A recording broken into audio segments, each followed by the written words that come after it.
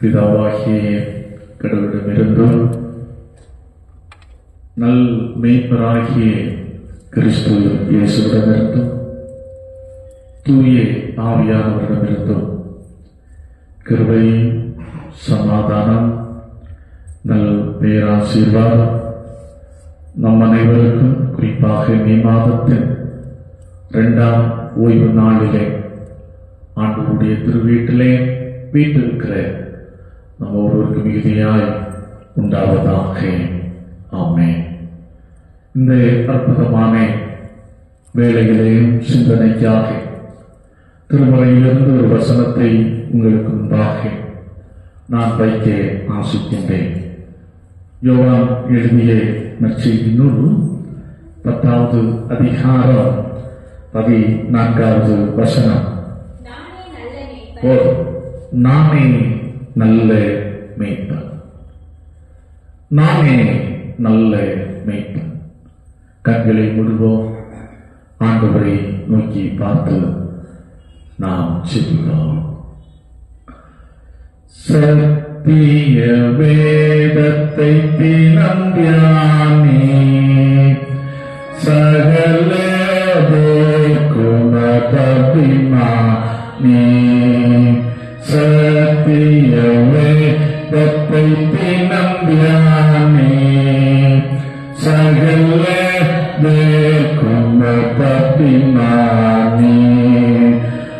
உத்தம ஜீவிய வழிகாட்டும், உத்தம ஜீவிய வழிகாட்டும். உயர்வானுடைய கூட்டம் சத்திய தினம் தியானி, சகல குணபபிமானி. அன்பு நிறைந்த நல்ல கர்த்தாவே, சத்திய பாதையிலே நடத்துகின்ற உன்னுடைய சத்திய வார்த்தைகளுக்காக நாங்கள் உனக்கு நன்றி செலுத்துகிறோம். நாம் கர்த்தாவே, இந்த பரிசுத்த ஓய்வு நாளிலே உம்முடைய வார்த்தைகளை நாங்கள் சிந்திக்க ஆயத்தப்படுகிறோம். உம்முடைய வசனங்கள் என்னை உயிர்ப்பிக்கிறது. என்னுடைய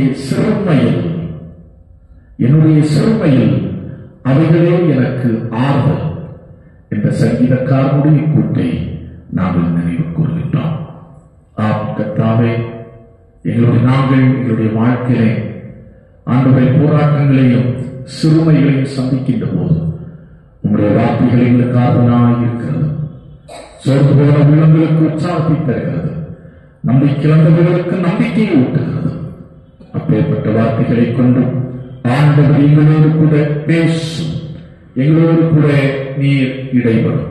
உங்களுடைய வசனத்துக்காக காத்திருக்கிற ஆண்ட பிள்ளைகள் ஒவ்வொருவரையும் உங்களுடைய வசனத்தை கொண்டே ஆசீர்வதியும். இயேசு ரட்சகரின் நாமத்தில் ஜெபிக்கிறோம். ஜெபகேலம் அன்பு நிறைந்த எங்கள் நல்ல கர்த்தாவே, ஆமென். அன்பானவர்களே, அருமை இரட்சகராகிய இயேசு கிறிஸ்து திருவிழம் பற்றின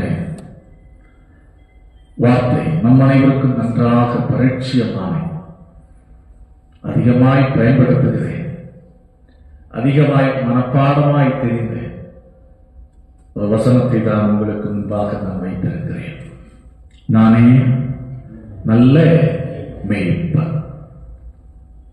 அன்பானவர்களே, மேய்ப்பன், மந்தை இஸ்ரவேல் மக்களுடைய வாழ்க்கையிலிருந்து பிரிக்கவே முடியாத ஒன்று. திருமறையை கூட இந்த மேய்ப்பன், மந்தை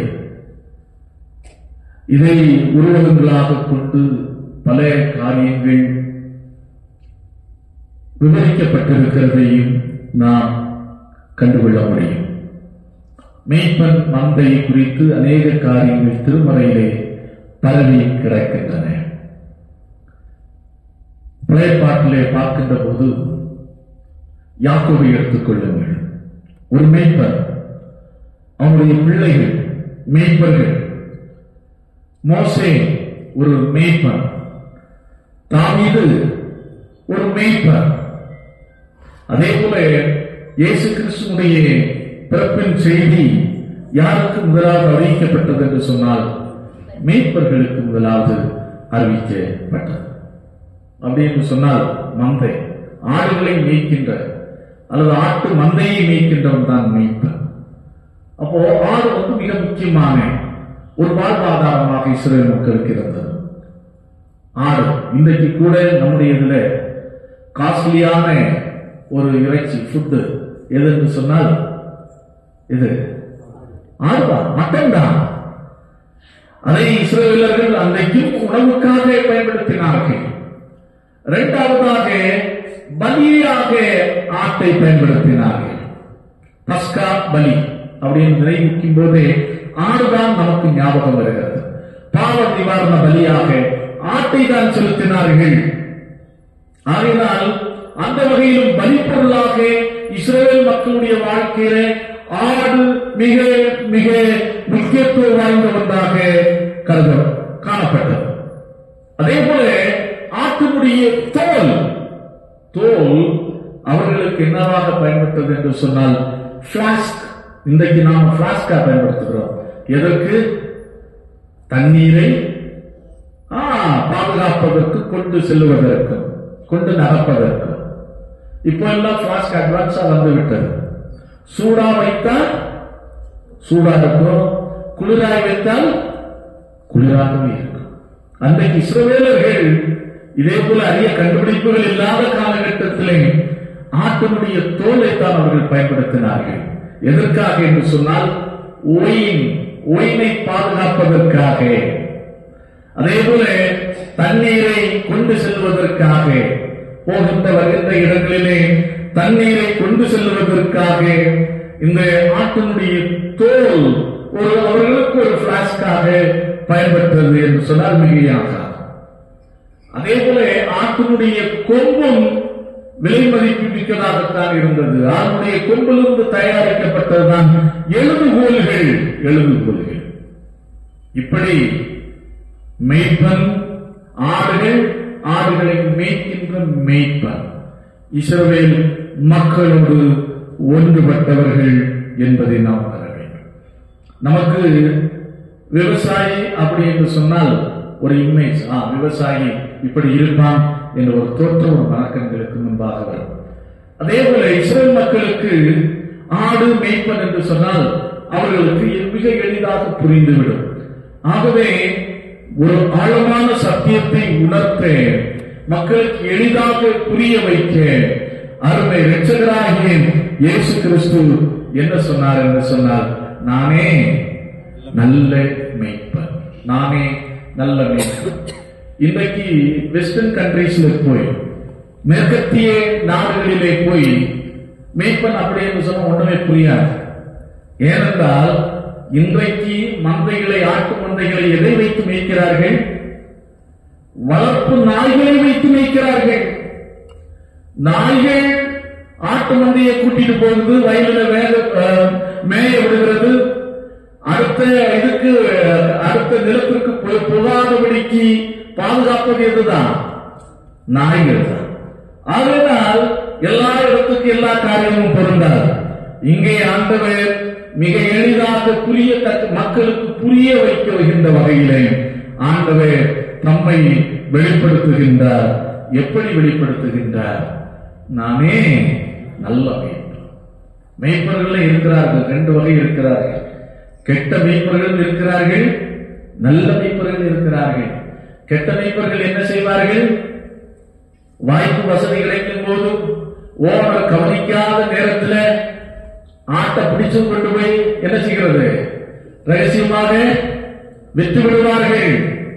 அதே போல ஓநாய்கள் வருகின்ற போது ஆறு போன போகட்டும், நான் பிழைத்தால் போதும் என்று ஓடிவிடுவார்கள்.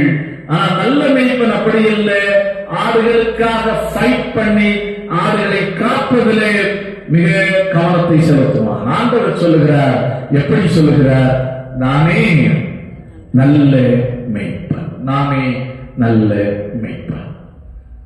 இன்றைக்கு வாசித்து கேட்ட திருமறை பகுதிகளை அடிப்படையாக வைத்து ரெண்டு காரியத்தை கிறிஸ்து தன்னை ஒரு நல்ல மேய்ப்பனாக கிறிஸ்து தன்னை வெளிப்படுத்துகின்றார். அப்படி என்று சொன்னால் அந்த நல்ல மேய்ப்பனுடைய சிறப்பு பண்புகள், சிறப்பு காரியங்கள் ரெண்டே ரெண்டு காரியங்களை உங்களுக்கு முன்பாக நான் வைக்க ஆசிக்கின்றேன். முதலாவது, இன்றைக்கு வாசித்து கேட்ட நற்செய்தி பகுதி, அதே யோவான் எழுதிய நற்செய்தி நூல் 10வது அதிகாரம் 27வது வசனம். என் ஆடுகள் என் சத்தத்திற்கு செவி கொடுக்கிறது, நான் அவைகளை அறிந்திருக்கிறேன். நல்ல மேய்ப்பனுடைய குணாதிசயங்களில் ஒன்று என்னவென்று சொன்னால், நல்ல மேய்ப்பன் தன் ஆடுகளை என்ன செய்திருக்கிறார்? அறிந்திருக்கிறார். அதாவது பொதுவான ஒரு மந்தையை மேய்க்கின்ற ஒரு மேய்ப்பன் இந்த ஆடுகளை பற்றியுள்ள ஒரு பொதுவான அறிவுடையவன் அல்ல. நல்ல மேய்ப்பனுடைய பண்பு என்னவென்று சொன்னால், ஒவ்வொரு ஆடை பற்றியும் அறிந்தவன், நன்றாக அறிந்தவன் தான் நல்ல மேய்ப்பன். ஒவ்வொரு ஆடுகளை பற்றி நன்றாக அறிந்திருக்கிறான் நல்ல மேய்ப்பன். எப்படி என்று சொன்னால், சில பெரிய பண்ணையர்கள் இருப்பார்கள், சில பெரிய பண்ணையர்கள் இருப்பார்கள். அவர்களுக்கு பல நூறு ஆடுகளை வைத்திருப்பார்கள். ஒரு மேய்ப்பன் மேய்க்கக்கூடிய அளவுக்கு பல மேய்ப்பர்கள் மேய்க்கக்கூடிய அளவுக்கு ஆடுகளை வைத்திருப்பார்கள். அப்படி ஆடுகளை வைத்திருக்கின்ற பண்ணையர்கள் என்ன செய்வார்கள் என்று சொன்னால், ஆடுகளை அடைக்கிறது ஒரே ஒரு இடம்தான். ஆனால் அந்த ஆடுகளை மேய்ப்பதற்கு பல மேய்ப்பர்கள் இருப்பார்கள். அப்போ ஆடுகளை எப்படி அவர்கள் பிரிப்பார்கள் என்று சொன்னால், ஒவ்வொரு மேய்ப்பன் தன்னுடைய ஆடுகளை நன்றாக அறிந்திருக்கிறான். அவன் ஒரு சத்தத்தை எழுப்புகின்ற போது, அதில் விசில் அடிக்கின்ற போது, இவருடைய சத்தத்திற்கு ஆடுகள் எல்லாம் என்ன செய்து வருகிறோம்? கரெக்டா இவரை பின்பற்றி வரும். அதே போல அடுத்த மேய்ப்பன் அவனுக்கு குரலை எழுப்புகின்ற போது அவனுடைய சத்தத்தை கேட்டு அவனுக்கு பின்னாக செல்கின்ற ஆடுகள் எல்லாம் அவன் பின்னாக என்ன செய்யும்? இப்படி அவருடைய குரலை வைத்து அவர் சத்தத்தை வைத்து ஆடுகள் தன் எஜமானை அறிந்திருக்கின்றன. அதே போல எஜமான மேய்ப்பனை அறிந்திருக்கின்றன. அதே போல மேய்ப்பன் தன் ஆடுகளை அறிந்திருக்கிறார். சில ஆடுகள் பலவீனமா இருக்கும், முடங்கி கிடக்கும், அது கூட்டத்தோடு கூட்டம் இருக்கும், தெரியாது. ஆனால் இந்த மேய்ப்பன் எத்தனை ஆடுகள் வந்திருக்கிறது, அதோடு எந்த ஆடுகள் இதா இருக்கிறது என்பதை சரியாக கண்டுபிடித்து விடுவார். எந்த ஆடு பலவீனப்பட்டு இருக்கிறது, எந்த ஆடு இன்னும் மந்தையில சேராம தனியா பிரிந்து வராமல் இருக்கிறது என்பதை கண்டு அதற்கான காரணத்தை கண்டுபிடித்து அதற்கேற்ற உதவி செய்கின்றவன் தான் நல்ல மேய்ப்பன். அப்படி என்று சொன்னால், நல்ல மேய்ப்பன் தன் ஆடுகளை அறிந்திருக்கின்றார். அதே போதுதான் அவர்களே நம்முடைய அருமை இரட்சகராகிய இயேசு கிறிஸ்து சொல்லுகிறார், நானே நல்ல மேய்ப்பன். அப்படி என்று சொல்லுகிறார். நானே நல்ல மேய்ப்பன் என்று சொல்லுகிறார். அப்படி என்று சொன்னால், அவருடைய மந்தையில் உள்ள ஒவ்வொரு ஆடுகளையும் பற்றி அவர் என்ன செய்கிறார்? நன்றாக அறிந்திருக்கிறார். ஒவ்வொரு ஆட்டினுடைய பெயரையும் அவர் நன்றாக அறிந்து வைத்திருக்கிறார். பாருங்கள், கடந்த வாரத்தான் சொன்னேன், மோசே கடவுள் அழைத்தார். மோசே அப்படின்னு அழைத்தார். கடவுள் தன்னுடைய மந்தையில் உள்ள ஆட்டினுடைய பெயர்களை அறிந்து வைத்திருக்கிறார். அதே போல சவுல், இயேசு கிறிஸ்து பரலோகத்திற்கு பரலோகத்திற்கு எடுத்துக் கொள்ளப்பட்ட பிற்பாடும் இயேசுக்கு, அதாவது சவுலை எப்படி அழைக்கின்றார்? சவுலே சவுலே அப்படின்னு அழைக்கின்றார். அப்போ நம்முடைய ஆண்டவர் சாதாரணமானவர் அல்ல. தன்னுடைய ஆடுகளை பற்றியும் ஆடுகளுடைய குணாதிசயங்களை பற்றியும் ஆடுகளுடைய பெயர்களையும் அவர் அறிந்திருக்கிறார். அதான் இயேசு கிறிஸ்துவுக்கு 12 சீடர்கள் இருந்தார்கள். மிக நாசுக்காக சொன்னார்.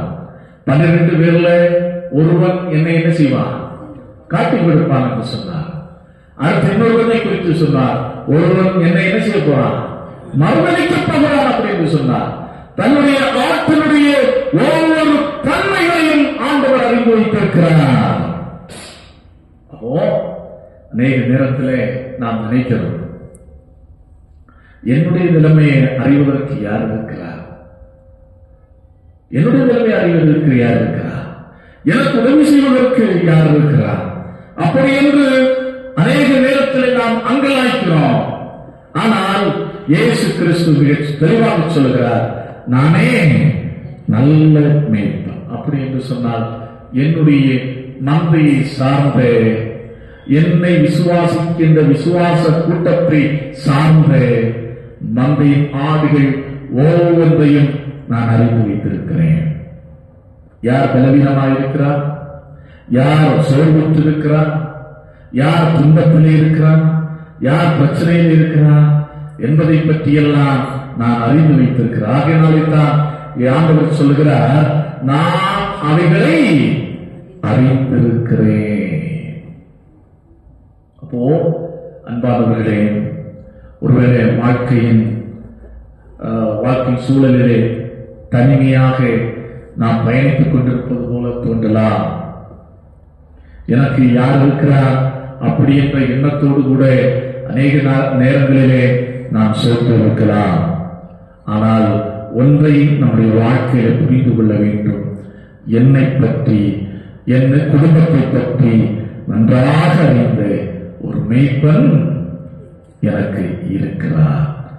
அப்படி என்ற ஒரு நம்பிக்கை நமக்குள்ளே வர வேண்டும். அடுத்ததாக இந்த மேய்ப்பனுடைய இரண்டாவது மிக முக்கியமான ஒரு பண்பு அதுதான். என்னவென்று சொன்னால், இன்றைக்கு வாசித்து கேட்ட நிருப பகுதிக்கு பதிலான பகுதி, வெளிப்படுத்தின விசேஷம் 7வது அதிகாரம் 17வது வசனம்.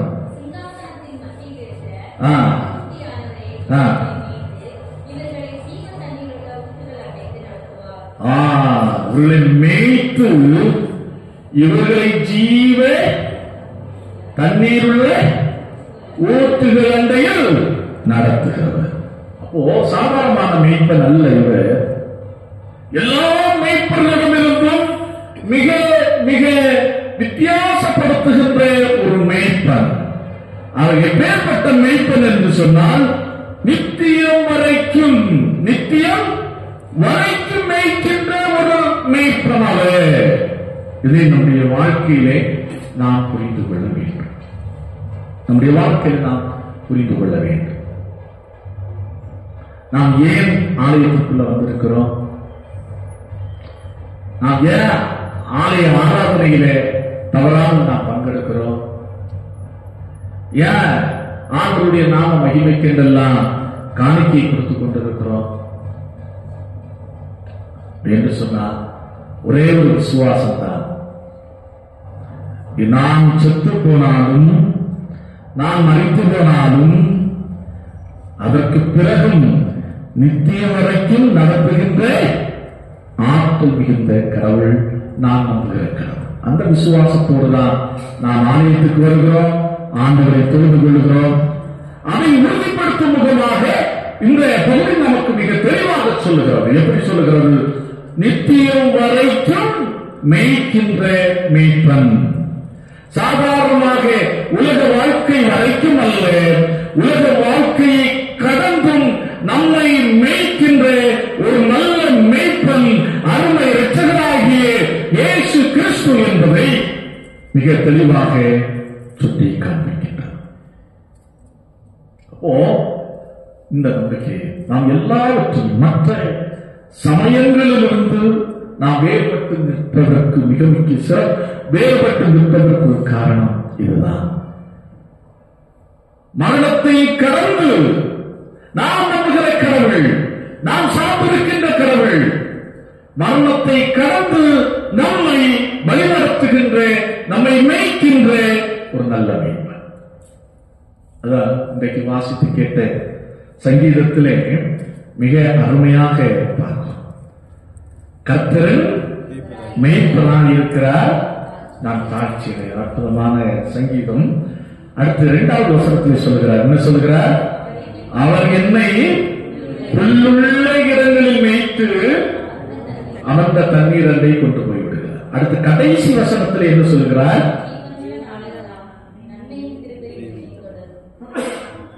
நான் எங்கே நிலைத்திருப்பேன்? கர்த்தருடைய வீட்டில் நீடித்த நாட்களாய் நிலைத்திருப்பேன். இந்த சங்கீதம் சாதாரண சங்கீதம் என்று நினைத்து விட வேண்டாம். தாவீதுடைய விசுவாசத்தை வெளிப்படுத்துகின்ற ஒரு சங்கீதம். அவர் இந்த பசுப்புல் பாதையை நடத்தி மேய்க்க வைத்து அமர்ந்த தண்ணீர் அண்டையிலே என்னை கொண்டு போய் விடுகிறார். அடுத்து சொல்கிறார், நான் கர்த்தருடைய வீட்டில் நீடித்த நாட்களாய் நிலைத்திருப்பேன். அப்போ இந்த உலகத்திலேயும் நம்மை மேய்க்கின்றார். நம்முடைய சரீர தேவையை ஆண்டவர் பூர்த்தியாக்குகின்றார். நம்முடைய ஆன்மீக தேவையை ஆண்டவர் பூர்த்தியாக்குகின்றார். உலக மரணத்துக்கு அப்பால் நம்மை நடத்துகின்றார். அதுதான் இந்த வெளிப்படுத்துகிற விசேஷம். 7வது அதிகாரத்தில் வாசித்து கேட்ட பகுதியிலே மிக தெளிவாக நாம் பார்க்கிறோம். அவர் உலகத்துக்கு அப்பால் உள்ள வாழ்க்கையை, உலக வாழ்க்கைக்கு அப்பாற்பட்ட வாழ்க்கையை குறித்து சொல்கிறார். என்ன சொல்கிறார் வேதம்? அங்கே என்ன இல்லை? நோ பசி, நோ தாகம். தாகம் இல்ல, பசி இல்ல, அடுத்து என்ன இல்ல? வெயில் இல்ல, உஷ்ணம் இல்ல. அவர் எப்படி நடத்துவார்? ஜீவ தண்ணீரனுடைய ஊற்றுகள் அன்றைக்கு கொண்டு போய் நடத்துவார். அற்புதமான ஒரு வாழ்க்கை. அதாவது நித்தியம் வரைக்கும் நம்மை நடத்துகின்ற ஒரு மேய்ப்பன். இதுதான் கிறிஸ்துவனுடைய சிறப்பு. கிறிஸ்தவத்தினுடைய சிறப்பே இங்கேதான் அடங்கி இருக்கிறது.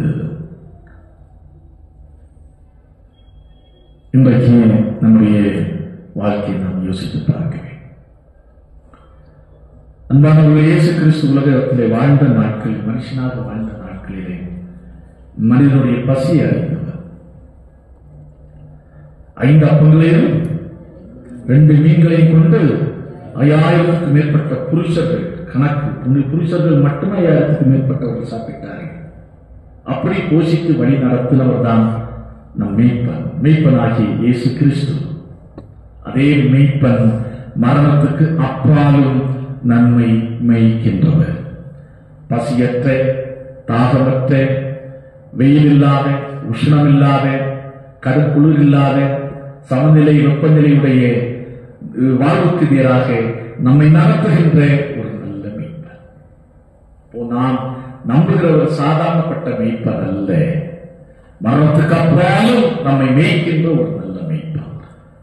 அப்போ இந்த மேய்ப்பனுடைய மந்தை நாடுகளாக நாம் இருக்கணும். அதான் சிறப்பு. இன்னைக்கு ஒருவேளை நாம் இருக்கிறோம், சொல்லிக் கொள்ளுவோம், பேருக்கு நாம் சொல்லிக் கொள்கிறோம். நான் கிறிஸ்தவன், ஆலயத்துக்கு போறேன், கோயிலுக்கு போறேன், அப்படி என்றெல்லாம் சொல்லிக் கொள்கிறோம். ஆனால் உண்மையாகவே கிறிஸ்து என்ற, இயேசு என்ற நல்ல மேய்ப்பனுடைய மந்தையின் நாடுகளாக நாம் இருக்கிறோமா என்னை பார்க்க வேண்டும். நல்ல மேய்ப்பனுக்கு நல்ல ஆட்கள் எப்பவுமே மோசம் கூடுது. குறிப்பாக ஒரு நல்ல கம்பெனியுடைய ஓனர் எப்படி நினைக்கிற, அண்மையில பேப்பர்ல வந்தது, தன்னுடைய தொழிலாளர்களுக்கு தனக்கு கீழே வேலை பார்க்கிற மக்களுக்கு அவருடைய நிலைமைகளை வைத்து, இந்த பணி பொறுப்பை வைத்து நல்ல உதவி செய்தார். மேனேஜர்ஸ் லெவல்ல இருக்கிறவர்களுக்கு எல்லாருக்கும் என்ன வாங்கி கொடுத்தார்? கார் வாங்கி கொடுத்தார். கடைநிலை ஊழியர்களுக்கு பைக்கை வாங்கி கொடுத்தார். அப்ப அவங்க எப்படி சந்தோஷப்பட்டிருப்பாங்க?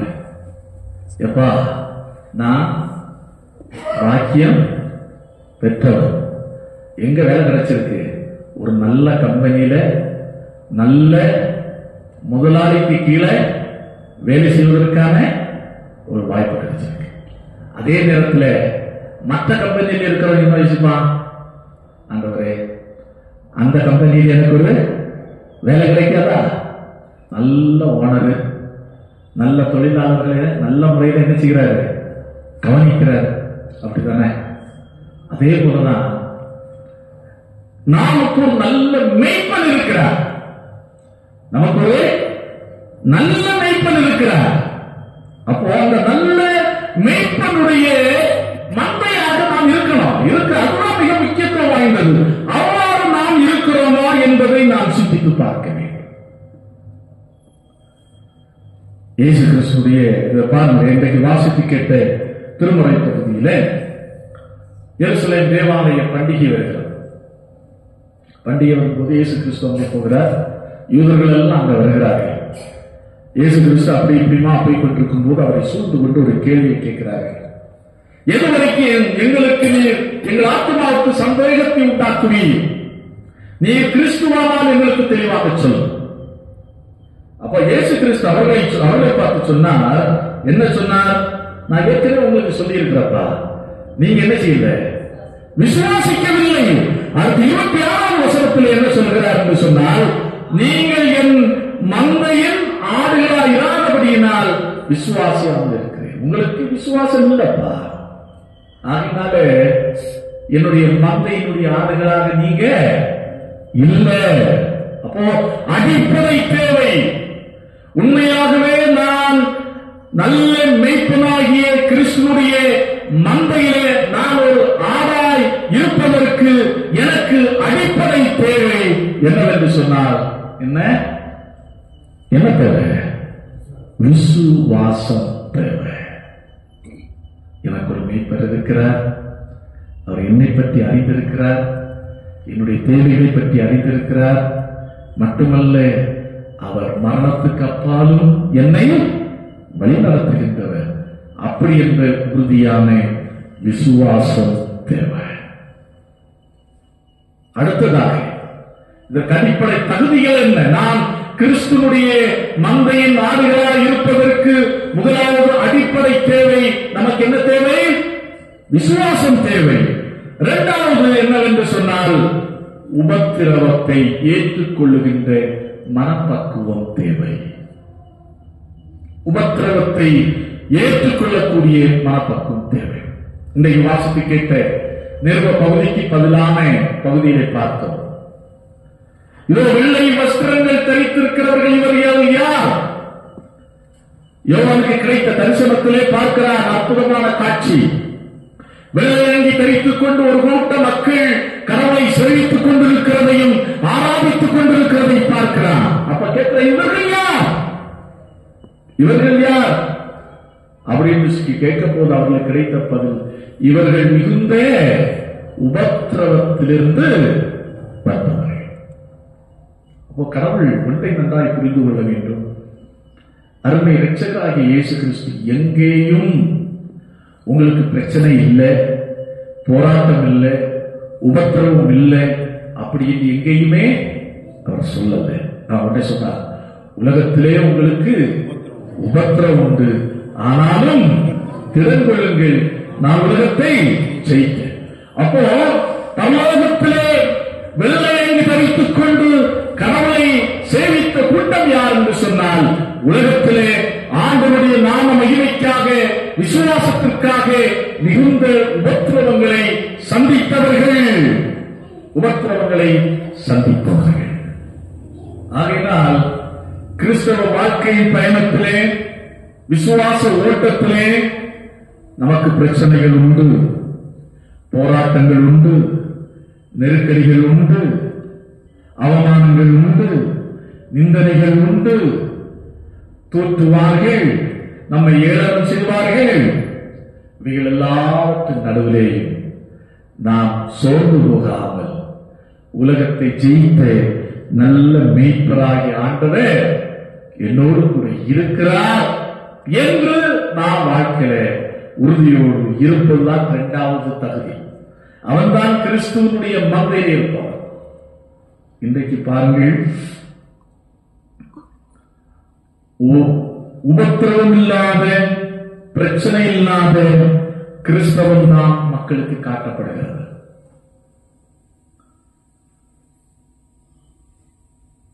நீ இயேசுவை பின்பற்றினால் உனக்கு கிடைக்க வேண்டிய சகல விதமான ஆசீர்வாதம் கிடைக்கும். ஆசீர்வாதத்துக்கு அதில் குறைவொன்றும் இல்லைதான்.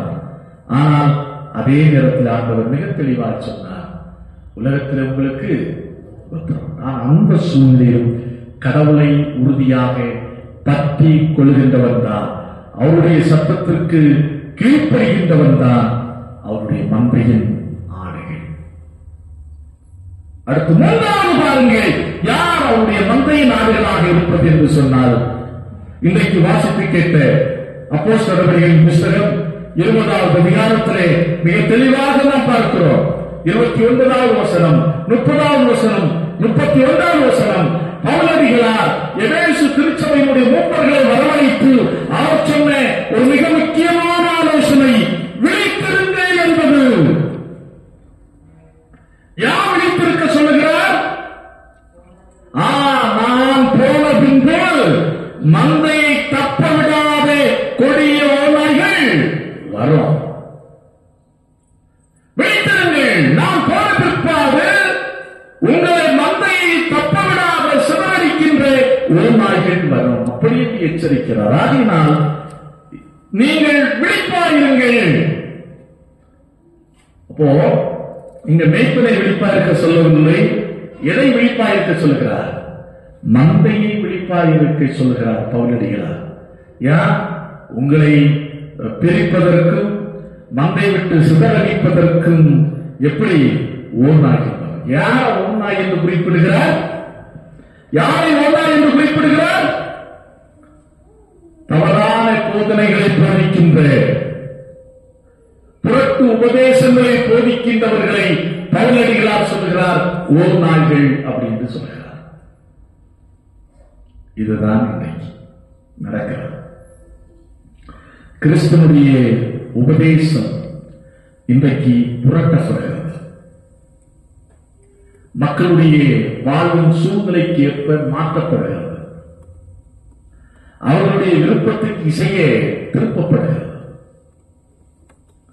இதை நம்முடைய வாழ்க்கையில் நாம் தெளிவாக புரிந்து கொள்ள வேண்டும். மக்களை திருப்திப்படுத்த, மக்களை குளிர்விக்க வசனங்களை பேசி, அதற்கேற்றபடி திருப்பி பேசி அவர்களை குளிர்வித்து அவர்களிடமிருந்து கிடைக்கின்றவற்றை வைத்து இன்றைக்கு சுகபோகமான வாழ்க்கை வாழ்ந்து கொண்டிருக்கிறார்கள். பிரசித்தி பெற்ற பிரசங்கிமார்கள். அதுதான் பவுலடிகளை எச்சரிக்கிறார். ஒரு இடத்துல கலாத்து திருச்சபையை பார்த்து எச்சரிப்பார், புத்தி இல்லாத கலாத்தியரே, இவ்வளவு சீக்கிரமாய் கிறிஸ்துவின் உபதேசத்தை விட்டு உங்களை விலகி போக செய்தது எது அப்படின்னு அருமையா கேட்பார்.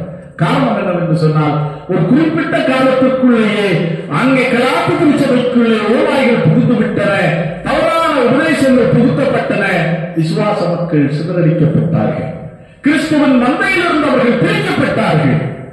ஆகையினால அன்பானவர்களே, நாம் விழிப்பாய் இருக்க வேண்டும். இது கடைசி காலம். காலமும் நமக்கு உணர்த்துகிறது, வேத வசனங்களும் நமக்கு சொல்லுகிறது. ஆகையினால் வசனத்தை புரட்டுகின்ற புரட்டாளர்கள் இன்றைக்கு பெருகிவிட்டார்கள். நாம் கிறிஸ்துனுடைய மந்தையில் நல்ல ஆடுகளாயிருந்து நல்ல மேய்ப்பனாகிய கிறிஸ்துவை நாம் பின்பற்ற வேண்டும் என்று சொன்னால் விழிப்பாய் இருக்க வேண்டும். வசனத்தின் அடிப்படையிலே வாழ்கின்ற மக்களாக நாம் இருக்க வேண்டும். இதைத்தான் கடவுள் நம்முடைய வாழ்க்கையிலே அப்படி என்று சொன்னால் நல்ல மேய்ப்பதற்கு நல்ல ஆடுகளாக நாம் கடைசி வரையில் இருக்க முடியும். நாம் கிறிஸ்து இயேசுவுக்குள் அன்பானவர்களே, யாருக்கும் கிடைக்காத ஒரு பாக்கியத்தை நமக்கு கடவுள் தந்திருக்கிறார். ஒரு நல்ல மேய்ப்பனை கடவுள் நமக்கு தந்திருக்கிறார். எப்படி அவர் பசும்புல் பாதையில் நடத்துகிறார், அமர்ந்த தண்ணீரண்டையிலே நடத்துகிறார், அவருடைய மேய்க்கின்ற பணி, நம்மை மேய்க்கின்ற பணி உலகத்துக்கு மட்டுமல்ல, உலகத்துக்கும் அப்பால் அது தொடர்கிறது என்ற உண்மையை புரிந்தவர்களாய் கிறிஸ்துவின் உண்மையான மந்தையாக இருக்க நாம் பிரயாசப்படுவோம். அவருடைய சத்தத்திற்கு உண்மையாகவே நாம் செவிப்போம். அப்படி என்று சொன்னால் நிச்சயமாய் நம்முடைய உலக ஓட்டம் ஆசீர்வாதமாக இருக்கும். அப்படி என்று சொன்னால் நாமும் பவுலடிகளாரை போல நாம் சொல்ல முடியும். எப்படி சொல்ல முடியும்? நல்ல போராட்டத்தை போராடினேன், ஓட்டத்தை முடித்தேன், விசுவாசத்தை காத்துக்கொண்டேன், நீதியின் கிரீடம் எனக்காக வைக்கப்பட்டிருக்கிறது நாமும் சொல்ல முடியும். ஆகவே நமக்கு ஒரு நல்ல மேய்ப்பன், வாழ்க்கையில் நம்மை அறிந்த, நம்முடைய தேவையை அறிந்த, நம்முடைய சூழ்நிலை அறிந்த நல்ல மேய்ப்பன் இருக்கிறார் என்ற தைரியத்தோடு நாம் வாழ்க்கை பயணத்தை தொடர்வோம். ஆண்டவர் தாமே இந்த வார்த்தைகளை கொண்டு நம்ம ஒவ்வொருவரையும் ஆசீர்வதிப்பாராக. ஆமென். எல்லா புத்திக்கும் மேலான தேவ சமாதானம் இருதயங்களையும் சிந்தனைகளையும் கிறிஸ்து இயேசு நாமத்தால் காத்துக் கொள்வதாக.